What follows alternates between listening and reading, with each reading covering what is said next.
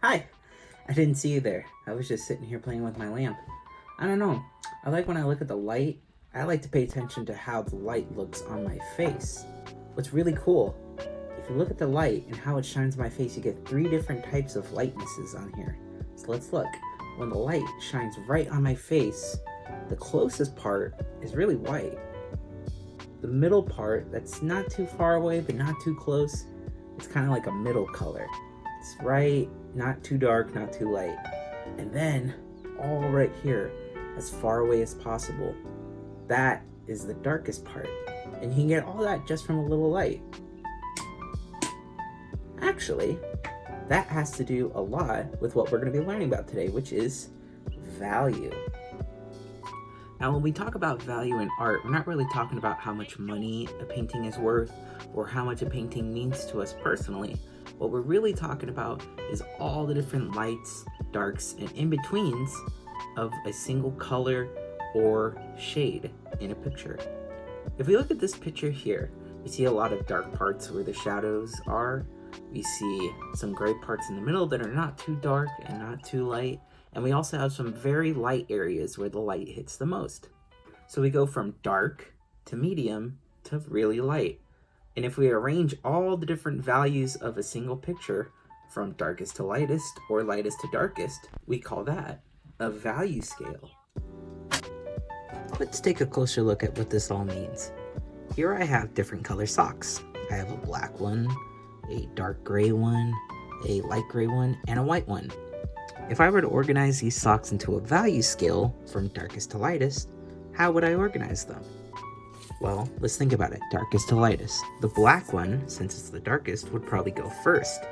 Then the next darkest would probably be this one. Then our light gray one is not as dark as the dark gray one, but it's not all the way white, so that'll go next. And finally, the brightest, lightest one of all is our nice white one right here. So already, we have a value scale. We start with the darkest, and we go to the lightest, and going a little lighter every step of the way. Now, what if we were to do one that was supposed to be lightest to darkest? All you'd have to do is just flip them to the other side. So lightest is white, then our light gray, and then we get a little darker with our dark gray, and then finally, our black is the darkest one. And right there, we have a nice, easy value scale. Now, if I were to make a value scale with a pencil, I can actually make light, medium, and dark values all with the same pencil. The trick, the harder I press on my pencil, the darker I get.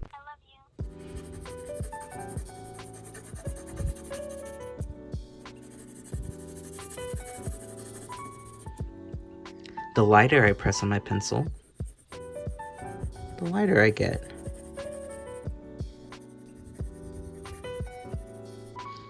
And if I hold my pencil just a little firmer and press down a little harder, I can get my dark gray. And if I lighten it up a little bit, a light gray. All it is how hard you press your pencil. If you press it down as hard as you can, you get a really hard, dark color. And if you hold it just so lightly, you get a nice light color.